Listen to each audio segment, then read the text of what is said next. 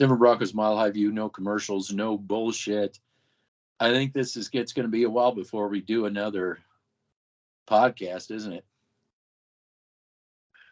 We got to see what we can do on that. Yeah, so I'm working on a video. I got like 23 minutes into it. It's basically, I'm going to call it NFL's worst, Denver Broncos, NFL's worst. Who's to blame? What does the film say? And so I'll be talking about that, what I'm seeing on the film. You watched Raiders. So this is kind of, we'll segue into our Raiders pregame. Okay. So I think, first of all, we need to congratulate ourselves because we were the only people who called it even remotely close by saying this would be the most flammable coaching staff in Broncos history, the most flammable. And they'll say, well, no, you said the defense.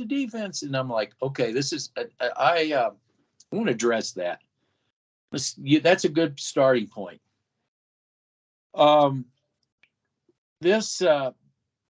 Let's just say when they actually face a competent team, a team that's not going to experiment, that's not going to get away with from what works. Well, they ran into one, and that was what they ran into that once. And what was that? The Raiders. So when the Broncos run into that, we can't even say that'll be the Raiders this week either. But when the Broncos finally run into a competent team, it's not just about exposing the defense yet again. It's really a testament of the NFL itself, where the NFL is. And I'm just going to be honest with you. As bad as the Broncos as they are, the rest of the NFL, there's a thin line between them and where the Broncos are. Excuse me. It's a very thin line. They're not much better. I'm just going to be honest with you. The more I've watched film, the more I realize just how bad the rest of the NFL is too. And that for me is the takeaway about the defense being so great.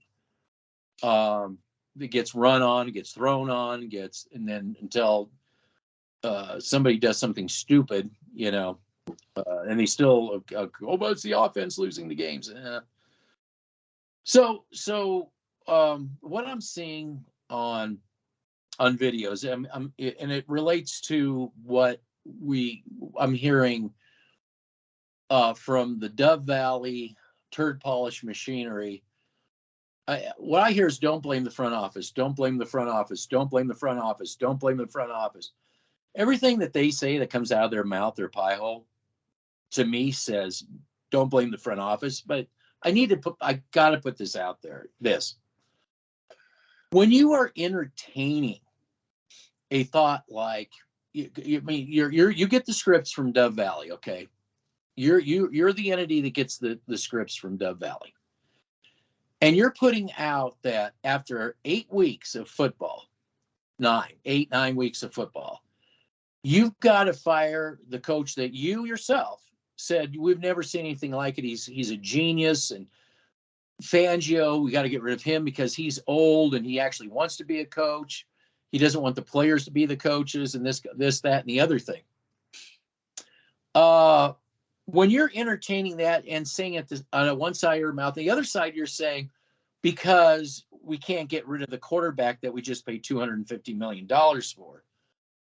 There's something very wrong with that whole statement. And when I watch film, I bring it up in the film. I bring it up in my film, and I'm going to link that film because I'm going to put it out on Wednesday tonight, and I'll put this out on Thursday. Okay, so you had a long day today, didn't you? I did, yeah. So he just got off of work and he's tired. So what I'm getting at is that somebody has to hold somebody at the front office accountable. When you make statements like, we have to fire the head coach because we can't get rid of the quarterback we just paid Do you realize just the insanity of that statement alone? Somebody just entertaining that thought, somebody didn't think something all the way through. And it's like there's one play I just want to talk about in particular in the Titans. Billy Turner's 75, right? Am I right about that? Yes. He's not 57, is on the Denver Broncos website. He's 75. I mean, they can't even get that. They can't even get that right. So Billy Turner they were getting smoked all day. But I got a play in particular. He just totally gets smoked. He didn't get his ankle rolled in that play, so he's fine in that play. By the way, he gets smoked. And I asked this question. I say, this play went bad. This play is bad on multiple levels. I just want to get into this Bobby Turner thing. For 8 years, you've been saying good enough. No, ignore the line. Ignore. The best you can do to solidify the right tackle is to get a guy who gets smoked, and then B is continuously on the IR. That's the best you can do. And then you turn around, and this is the kind of crap that's been going on for 7-8 years. Then you turn around and sign a guy to $250 million when you do not have the line support for it. If I did a job that bad, I wouldn't even be able to sniff that job. But yet these people are still in the front office sending out talking points to their posse out in the radio there. And all I hear when they say fire the coach, I just hear, don't blame the front office. Don't blame the front office. Don't blame the front office. All right. That basically is my rant in a nutshell. Okay. Well, good evening to you as well. But anyway, like I said, 75 is Quinn Bailey, 57 is Billy Turner. So I just wanted to clarify. I double checked and before we came on here, and I wanted to say 57 is Billy Turner, 75 is Quinn Bailey. But you bring up a great point, and I will get into that in just a minute. You brought up the sanity of not blaming the front office and not blaming the front office. I'm just getting really sick and tired of the excuse making. I mean, it's masking something bigger than what you see on television. And at the end of the day, what you hear on the turd polishing radio, I just don't understand people thinking anymore, to be quite frank with you. I have a job that I have to work with idiots to begin with. And, I come in and I get in the comments section and then I listen to these turd polishers, and I'm not saying everyone's an idiot out there, and I'm not attacking anybody specifically, but I mean, I don't know what these people are thinking. It's to the point where I just really don't give a fuck, to be quite frank with you.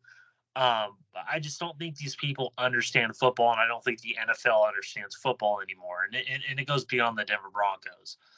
Yep. The Denver Broncos are a laughing stock. The NFL is a laughing stock. And what I mean by giving up on the Broncos and the NFL, it's much deeper than you realize, because for 7-8 years with the Denver Broncos, I have seen nothing but a repetitive pattern. And that's excuse making, acting like we're a princess quarterback away, not surrounding the quarterback with talent, then putting the quarterback into that talent pool. I don't think anybody really understands football anymore. Just because you watch football and just because you watch it and you have a beer doesn't really mean you understand football. You have to understand the ins and outs of how that operation works and how an organization works. I'm not saying I know everything about football, but I'm pretty damn close on what I'm talking about, because I do understand player personnel, and I do understand what talent looks like, and I understand what talent is and what talent isn't. I'm not saying I'm perfect. I'm not saying that at all. But the Denver Broncos think they're perfect. They think they're perfect every offseason. And I'm getting really sick and tired of the excuse making, because that's what you just said. That's what it is. It's excuse making for a guy named John Elway who's still in that fucking organization, that I'm getting really sick and tired of people excuse making for. He needs to be called out. And the only two people that have the balls to call him out, and a few other people here and there, but it's not to the level of me and this guy right here.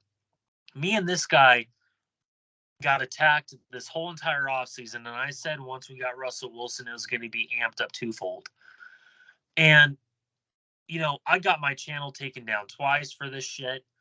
And there's a reason why I moved to BitChute and I'm off them too, because I'm getting really sick and tired of the censorship that Dove Valley and Google is working together to collaborate to censor and silence my channel, because they don't want people like me and this guy to expose what is really going on in that organization. They refuse to have minds like me and this guy right here. And at the end of the day, what I really mean by giving up on the Denver Broncos in the NFL, it's a whole conglomerate of what I see as a product and what I see as an NFL in general. Because at the end of the day, I don't think the NFL is football anymore. I think it's a bunch of overthinking people that go by analytic bullshit that don't understand the simplistic side of the NFL, or not the NFL, football in general. They don't understand what the good teams do in the National Football League, and I believe there's very few teams that are good in this league. And the teams that have looked good are the ones that have built the lines that don't go by analytical bullshit. Yes, they do analytical bullshit from time to time, but they're not like the Titans. They're not like the Raiders that I'll bring up. They're not the Broncos. And, when it comes to what you just said about Billy Turner, I mean, I warned you guys about Billy Turner. I warned you, and I understand that was a freakish injury. I understand that. But what did I say about Billy Turner? This can go even to Randy Gregory, Graham Glasgow. The list goes on and on and on and on of these free agents that John Elway brought in, not George Payton, because I'm getting really sick and tired of that narrative too, because George Payton was tapped on the shoulder. He couldn't get Dan Quinn, and he really couldn't build the team around what you see. And, people or Dove Valley didn't think that they needed to build the lines because they have for 7-8 years now. And that's because of one guy who won a Super Bowl, won back-to-back Super Bowls with one of the best lines in NFL history and one of the best lines during that time frame. And for him to think that we're just Joe Flacco away, a Case Keenum away, a Russell Wilson away, shows me that you don't understand the ins and outs of simplistic football that has worked for decades and decades and decades. And any team that wins the Super Bowl has great lines. We've seen that repetitive over the past decade and more. And, I'm just getting really sick and tired of it because we got attacked, we got bamboozled by people in Dove Valley because they do not want guys like you and I that can run and operate a football team. We understand what football is.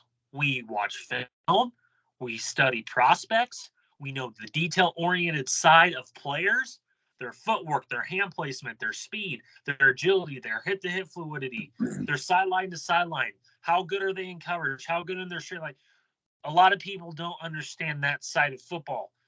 And when it comes to the Denver Broncos, they decided to pay. They put the cart horse, okay? We all know who the number one target was. It was Aaron Rodgers. It was not Russell Wilson. If Aaron Rodgers came to this organization, it would look exactly what it looks like under Russell Wilson. We all know that. That's why he didn't want to come here. That is exactly why he didn't want to come here. We heard all off season that this is an offense we haven't seen before. It's going to take over the NFL. Cody Rourke. Again, you got to hold yourself accountable. And I understand it's hard to do, but you have to hold yourself accountable because, again, we were sold a bill of goods again for the 8th year in a row. We were sold that this quarterback is going to change the fortunes of the NFL, just like Peyton Manning when he walked into a really good supported team that Pat Bowlen and Adam Peters and John Beek built. So at the end of the day, to answer what you just said, yeah, Billy Turner, I'm not surprised what I'm seeing from Billy Turner and even Quinn Bailey. It goes beyond Billy Turner and Quinn Bailey. This has been going on for 7-8 years, and it goes beyond those players. They're the ones that are being brought in to do something that, quite frankly, they cannot do. That was the point that I made on the film. That was the exact point. The thing is I didn't bother to look at the practice squad because I'm thinking if Quentin Bailey was playing, which he did, he wouldn't be on the practice squad. So I didn't expect to see I expected to see him in the roster because he's been. So that was my bad. But the point is the same. You got Turner, who has seen as much, if not less, than Juwan James, and playing time. He's been in the hot tub. Now, again, yeah, it was a freakish injury. And but who do they have as the depth? What's the depth? I'm just saying we've seen this for 8 years. If I mean, those are just two guys. It was the other two guys before them. It hasn't changed, and that was my point with what I was trying to make. And then I said, well, because that situation is there, Russell Wilson had 3 targets open, but there's nothing he could do because Bailey got beat so bad so quick. It was just, well, I showed that Russell could have hit the guy on the crossing route, but not blaming him to only a certain degree because, like I said, it's almost like the guy didn't even exist. The offensive lineman, the D lineman was there just like that. So how many years have we seen that? It's just year after year after year, and it's good enough. Just send me a QB right now. That's the only thing that they, that's the only thing that they know. They don't know football. They just know QBs. That's all they know. Yep. I'm talking the NFL. Yep. The front office. They don't know how to build a dynasty. They don't know how to build depth. They don't know how to develop player personnel. And I just wanted to say one other thing too was. And now I've lost the train of thought. I just wanted to say that that's where that went, but it's empty. Go ahead. Well, I believe the NFL isn't into dynasties anymore. I don't believe the NFL, like you said, they're not into dynasties. They're not into winners anymore. Princess quarterbacks. Yeah, a lot of people like to hitch their wagon to this princess quarterback idea in this analytical bullshit that has been proven false each and every year. Let's go to a guy that won a Super Bowl with Patrick Mahomes of the Kansas City Chiefs. What did he have? Well, okay. How did he win that Super Bowl? How did he win? Did he have time to throw the ball? Yes. He had a good offensive line in front of him. And then you saw the year that he lost the Super Bowl, he had a putrid offensive line. And right before they signed him to that big contract, what did they do? They went out and got Orlando Brown. They traded for him to be their left tackle. Again, I go through this each and every time. Joe Thuney from the Patriots, Creed Humphrey in the second round, drafted and developed him. He's one of the best. I believe he's a top 3 center in the league. You got Trey Smith, rookie or the second-year player out of Tennessee. He was a 6th round pick. And then you got a right tackle in Andrew Wiley, who's if he's the weakest link on your offensive line, so be it. But he's a better player than what we have in Billy Turner and Quinn Bailey and Calvin Anderson, to be quite honest, and Garrett Bowles. So, I mean, dude, I'm not surprised from what I'm seeing around the league, and I'm not really surprised what I'm seeing from the Denver Broncos because this is the model that the NFL wants. This is the model that the Denver Broncos want. And I truly believe that the Denver Broncos won't turn this around for a very, very, very long time, just due to the fact of how much Elway has dug this franchise in a dark abyss hole. And a lot of people don't want to acknowledge that because either their love affair for Elway, they don't want to admit the obvious, or number 3, they just don't understand the ins and outs of football. And I at the end of the day, I'm just sick of it. And I'm sick of, I don't like being lied to. That is one thing that I do not like. I don't like bullshit, and I don't like being lied to. Okay? You can say that me and him spew bullshit all day long. If that is your opinion, that is your opinion. But the one thing that you cannot deny is that we hold this organization accountable, and no one out there can say that, and no one out there can put the stamp of how right we've been for the past 7-8 years. They refuse to let me speak, number one, because they want to shadow ban me and get rid of me. Well, it's not just to let you speak. They don't want you showing your film. Yep. But yeah, they don't want me showing film that is so crucial to that. It is so detrimental to what they're trying to do at Dove Valley. And your film does the exact same thing. You know, you can say you're chopped liver all you want, but you're the pioneer in this thing, whether you like to believe it or not. You are. You're the only one. Seriously, you are. You've opened eyes more than I have, and I'm just along for the ride, and all I'm here for is just player personnel and film. That's all I'm here for. Same here. Yeah, same here. I mean, I had to start the channel because I just got sick and tired of being lied to. It's just like, well, no, that's not right. It's this, not that, you know, whatever they're, and then, you know, as you do this, you realize they're just taking talking points from Dove Valley. I mean, look at your boy, Mr. Mac and Cheese there. This will be the best. Oh, it'll be, nobody's ever seen an offense like this ever. It's never happened before. And, you know, okay, breaking down the film, all this stuff, this is what I wanted to say. I said I lost the train of thought. This is what I wanted to say. Breaking down the film, one thing's very glaring to me.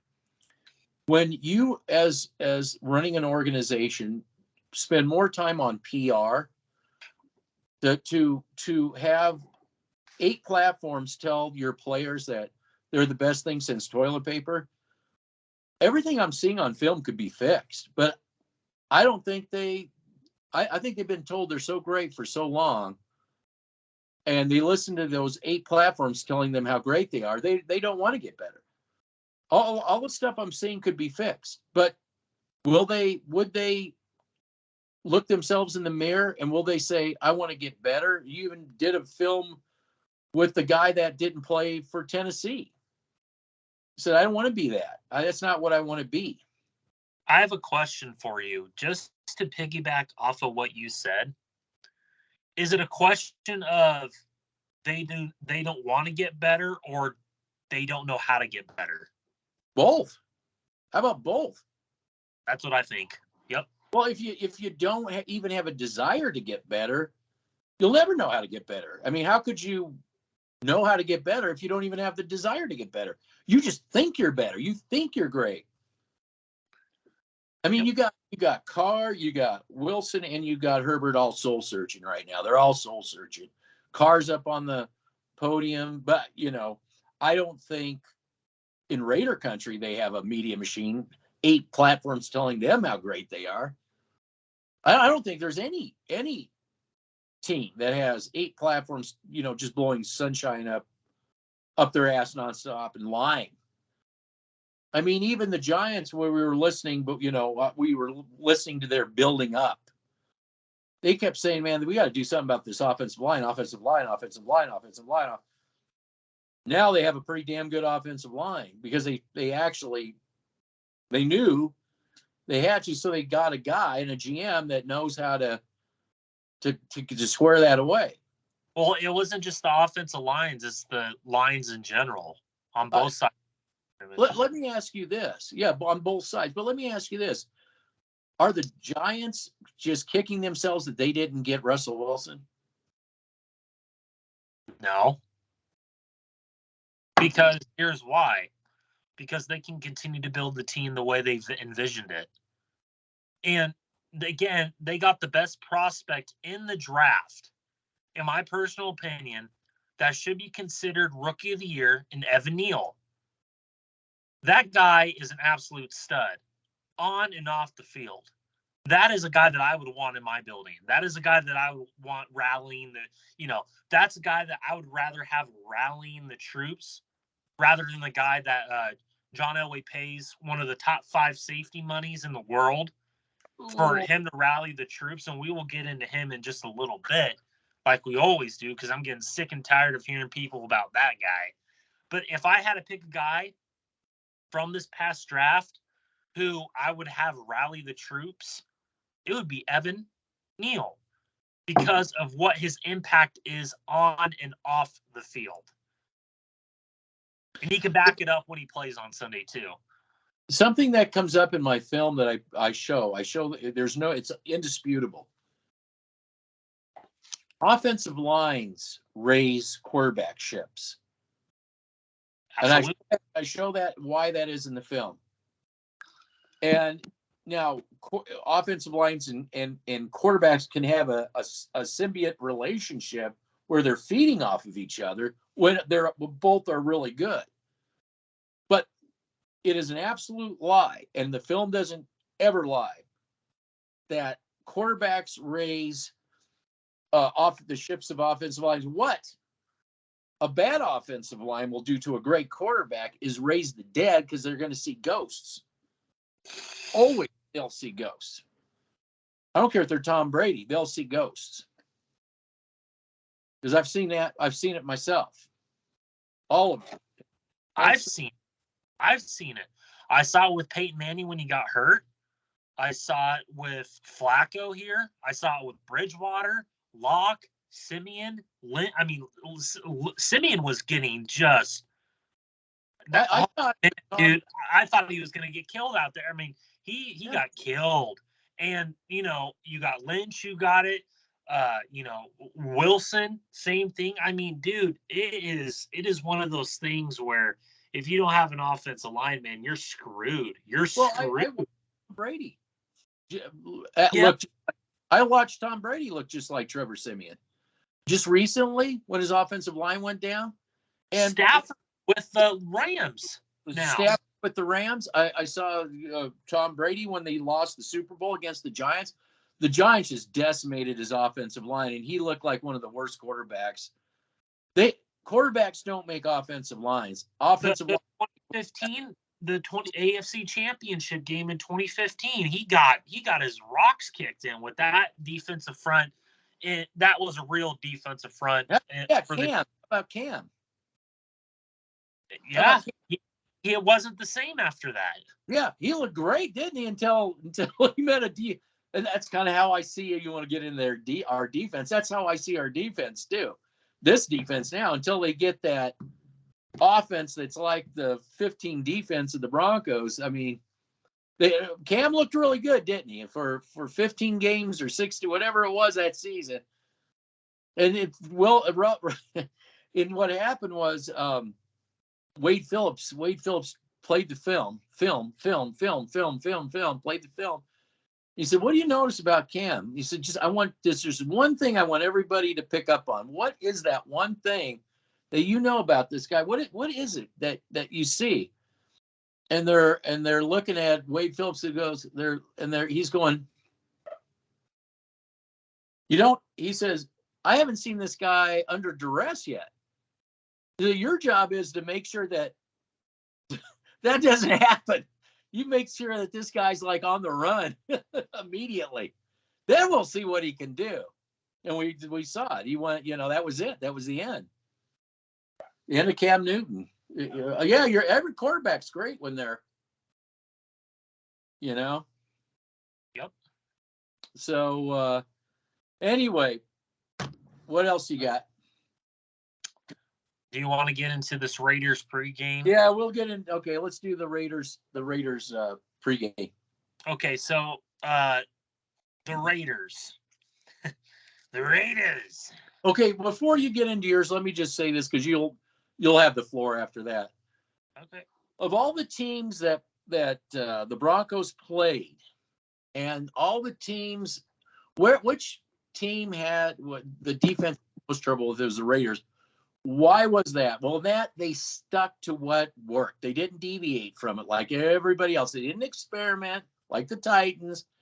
They didn't start like getting the Shermer ball like the Chargers. Depending on how Carr didn't play like Garoppolo, like spin them like a top. Woo, woo, woo. You know. But we had Carr up on the podium balling, saying, "God, we worked our ass off, and this is all we got to show for it."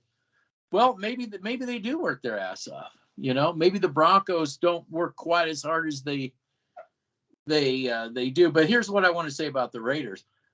I don't understand, and you concurred, is that why would you get rid? I don't care. I mean, they got Josh McDowell. I don't care who you brought in.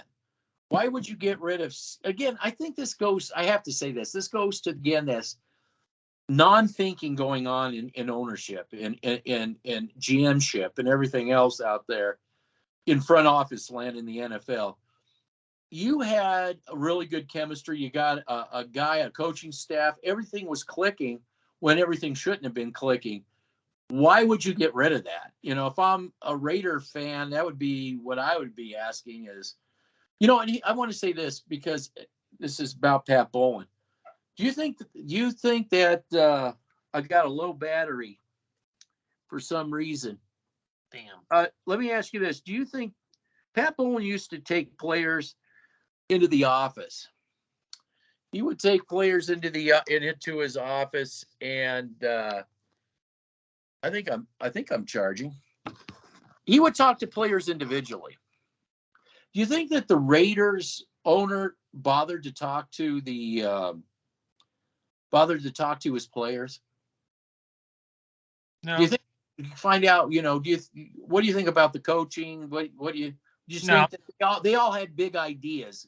No, because I think they got a name, didn't they? A name. Oh, I got a name. Yeah. He's on the line, right? A name. And they didn't bother to talk to players and say, you know, what happened this season? You guys did really good. What about the coaching? You know, that's the kind of stuff Pat Bowlen would do. He would bring people in. And he didn't care if he was the 53rd guy on the roster. He'd want to know, you know. He really got into the players. And that's just something I want to say to this current owner, too. You should go and talk to, of course, here, a lot of these players probably should get jettisoned, though. That's part of the deal, too. But I'm just saying that again, it's just a part of this non-thinking that's going on in the NFL, that you would break apart something that was working so good. Yeah. With the Raiders. So you watched the Raiders film? I did, yes, against the Indianapolis Colts this past week. The Raiders' offensive line is not good at all. I believe they're one of the worst offensive lines in football. Now, as I say that, the Denver Broncos don't have a great pass rush either. They don't, outside of DJ Jones on that defensive front, they really don't have a whole lot. So, what do you mean? Well, what do I mean? Watch the Titans, and they were injured. That was their B unit. That was their second unit out there, basically. And that was exactly. And Ryan Tannehill was reading War and Peace, unlike Russell Wilson on the opposite side of the field. I'm just saying. Number 66 for the Raiders and number, I believe it's 54. There are liabilities on that interior. So I could see DJ Jones impacting the game in some sort of way. Maybe Draymond has a few splash plays in the first quarter and the fourth quarter, and that's it we see from him. Who knows? Raiders offense is inconsistent. They lost some key pieces on that offense. Darren Waller and Hunter Renfrow, I believe, are on IR currently. If Raider fans watch this, correct me if I'm wrong, but I haven't seen them, and it's impacted their offense quite a bit. Raiders like to experiment, too. I mean, dude, I'm telling you right now, like, I concur with this guy. I don't understand why you get rid of a coaching staff that was catering to the players' strengths. And they were building a system that was simple. And again, you go out of your way to go get Josh McDaniels. Now, I think hold on. I think that this is something that keep going, keep talking. Yeah, exactly. I think that this is something that Bill Belichick needs to get more credit for. I think that he had a leash on Josh McDaniels. I think he's had a leash on him.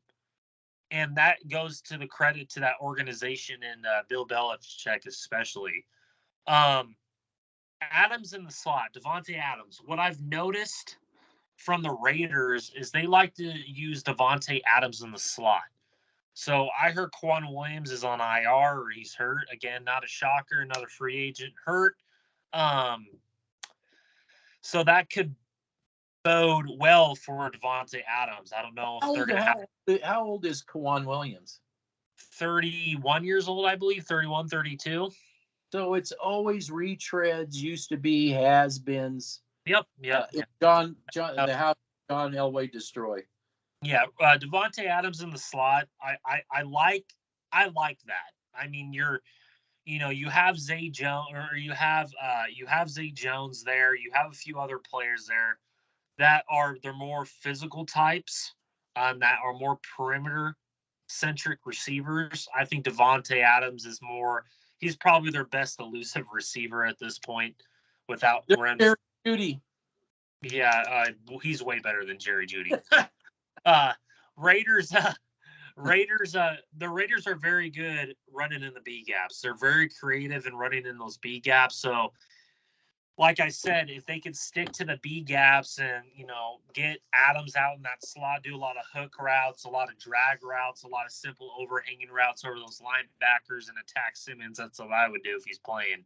So you think they also should take a page from Jacksonville and their game plan approach of doing running in those B gaps and then hit yes, and with the Titans as well when they were doing it. So again, are we going to see? That weird. That we even got some commentary from Titan fans that said, that made no sense to them either. Exactly. My theory on it is this. Well, you'll get back to the Raiders. My theory on it is this: that the Broncos, both offensive and defensively, are so bad that I think you were right. I think Henry may have been needing a break. And the Broncos are if you're the Broncos, now this comes from what other people tell me of other fans.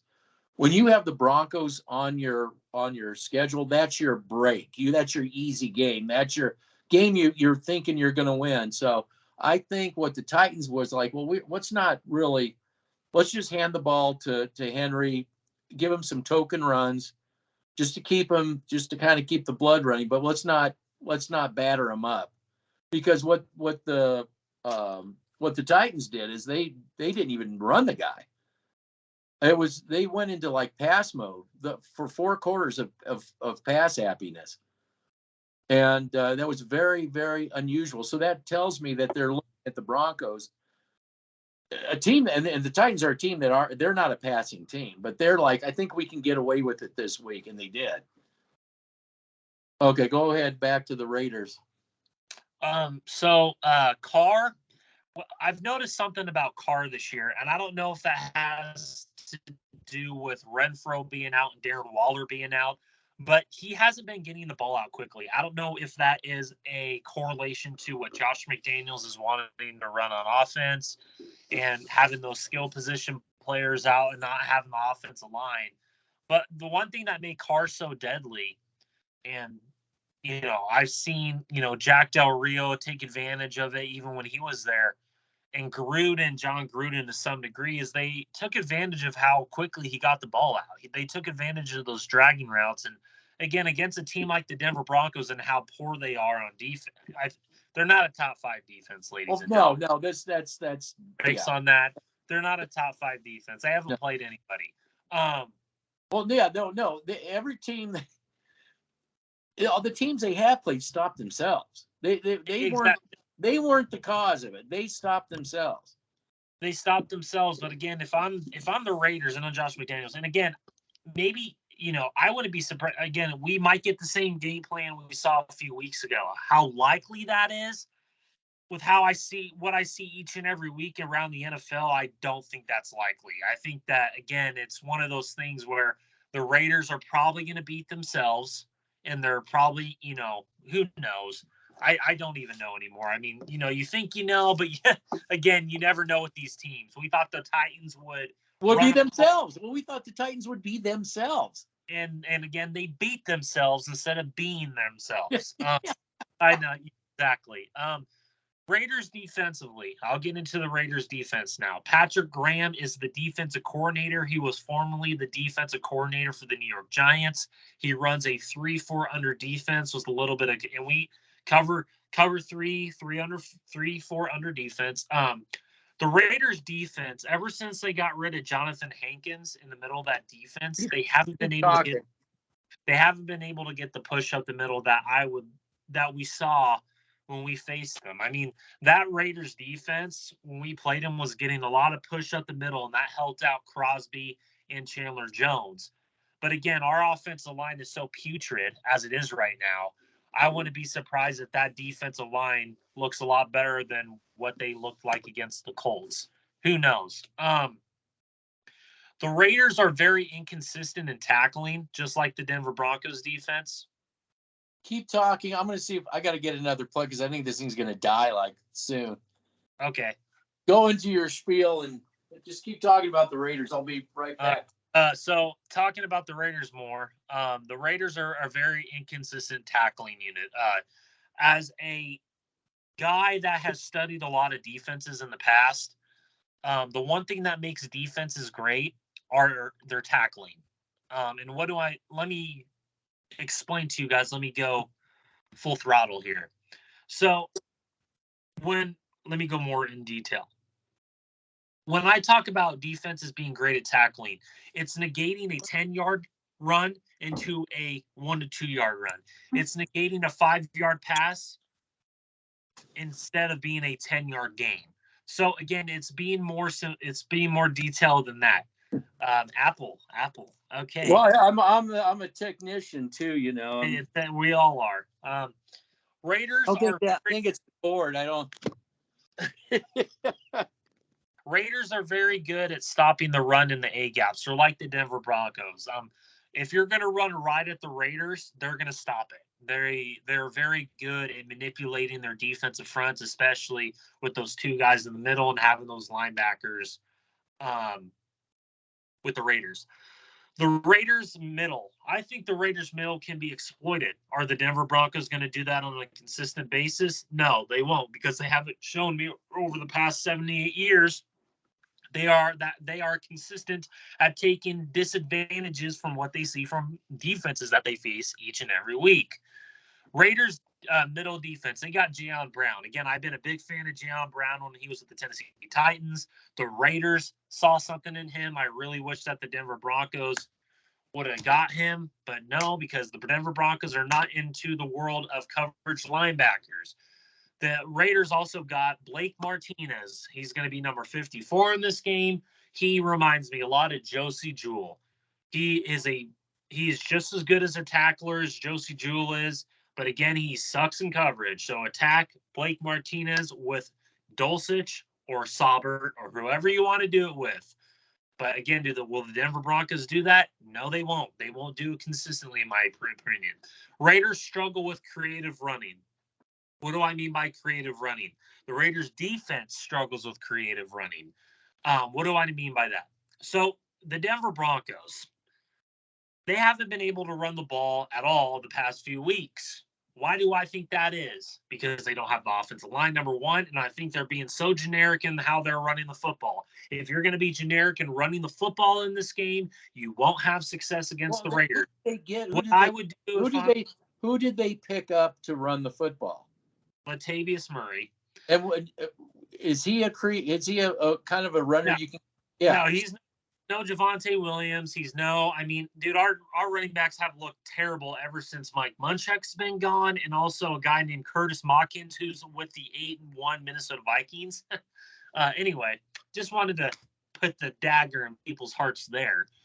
But again, what I saw from the film from the Colts is they ran a lot of 3 tight end sets, and we're pulling guards, and we're pulling the centers, and we're running in those B gaps, do a lot of crack back blocks with their tight ends, swinging them out, get them in the second level. Again, it's just one of those things where you have to be creative running the football. You can't be generic, because what did I say? If you're going to be generic and run right at the Raiders in the middle, they're going to stop that, because that is what they're good at.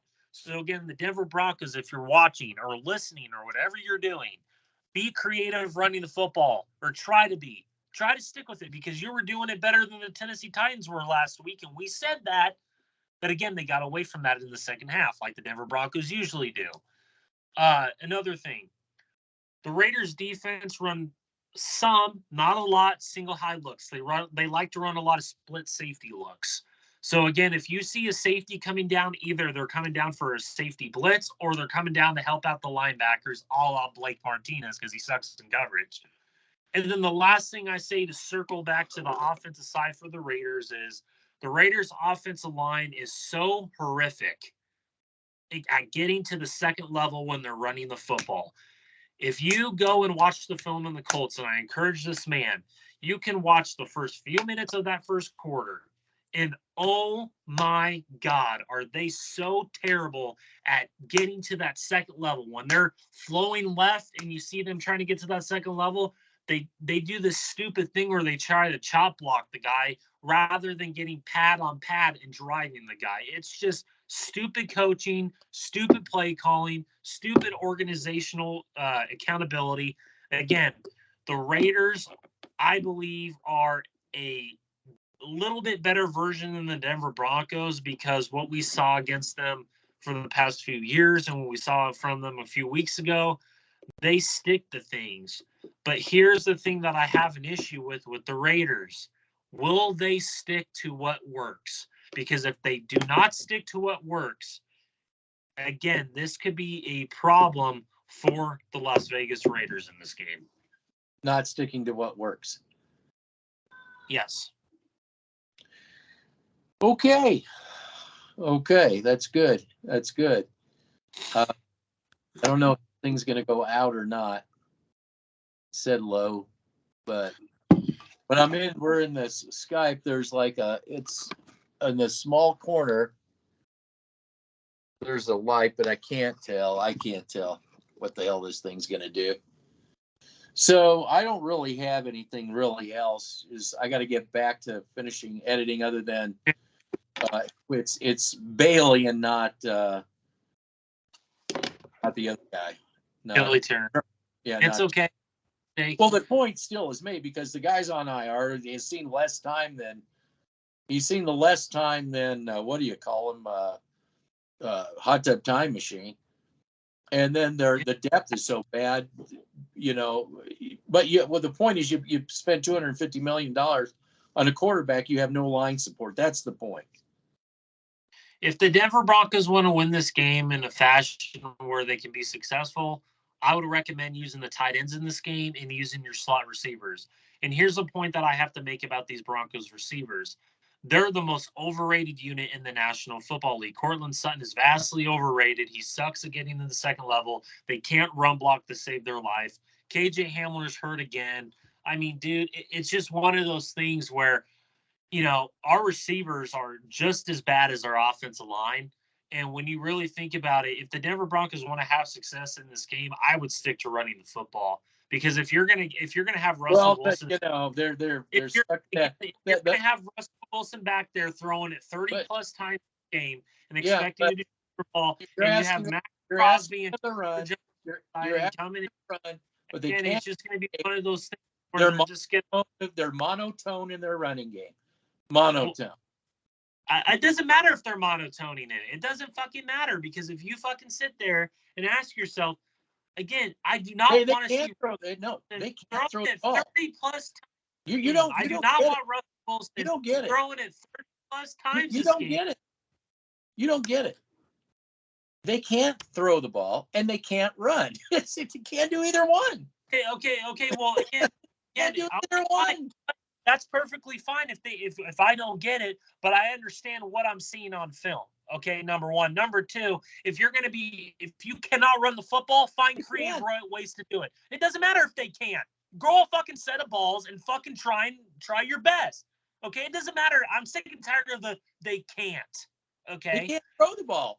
Of course they can't, because they don't have the fucking system. They haven't been running the same system that they've been doing for the past 7-8 years. They go through coaches like it's a fucking butter. Okay? They're on the clock for another one.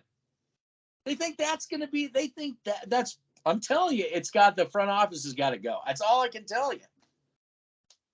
We can speak that till we're blue in the face. We have been for 7-8 years. I know, but I can say throw the ball. I can say run the ball till I'm blue in the face too. It ain't going to happen. That's why they're the worst on offense. They can't do any of it. And defensively, you guys better strap up and be ready. If Justin Simmons is playing, it's going to look a lot worse. And I guarantee you they will target him.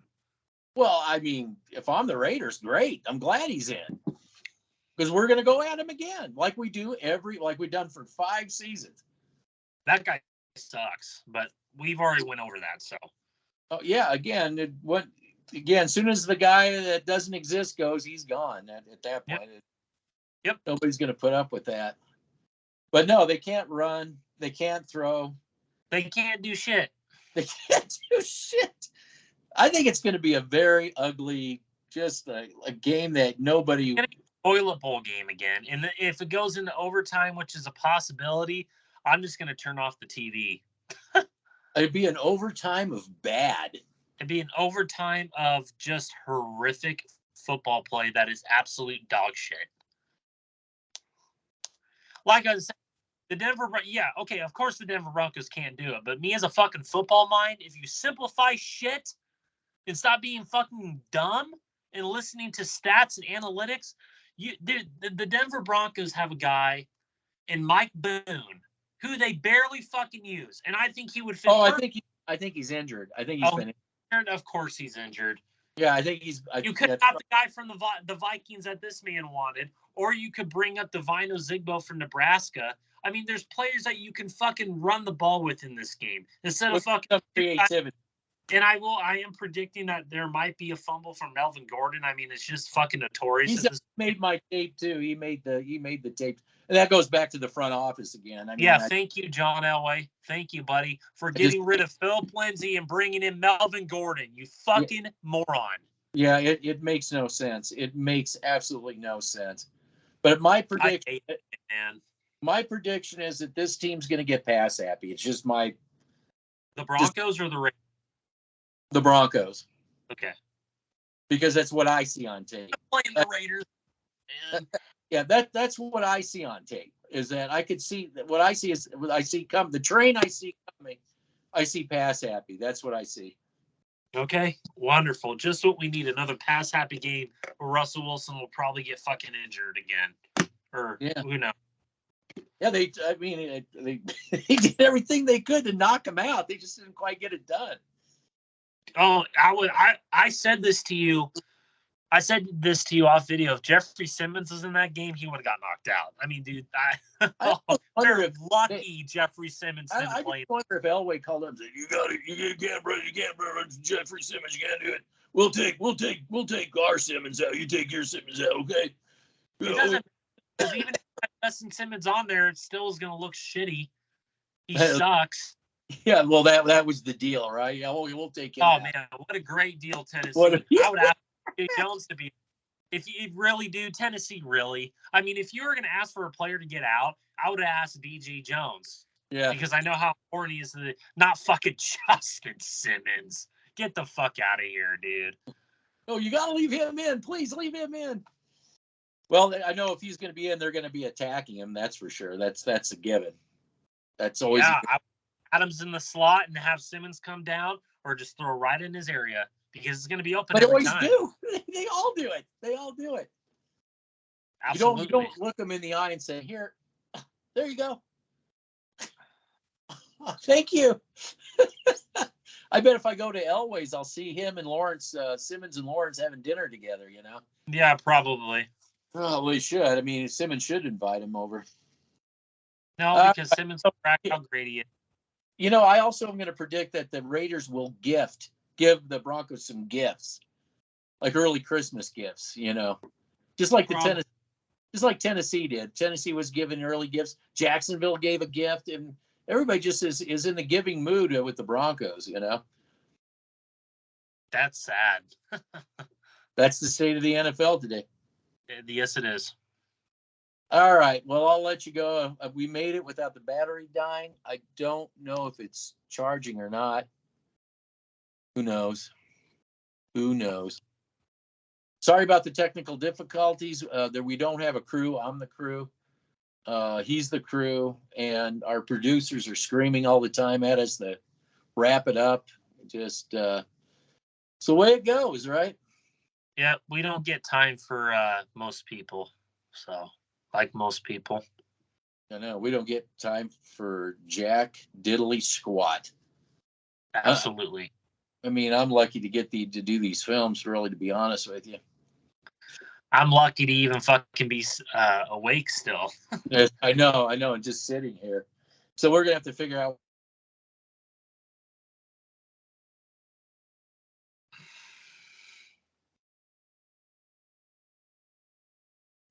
There we go.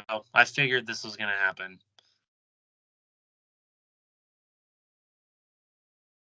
Nose. All right. Well, I'm ending it.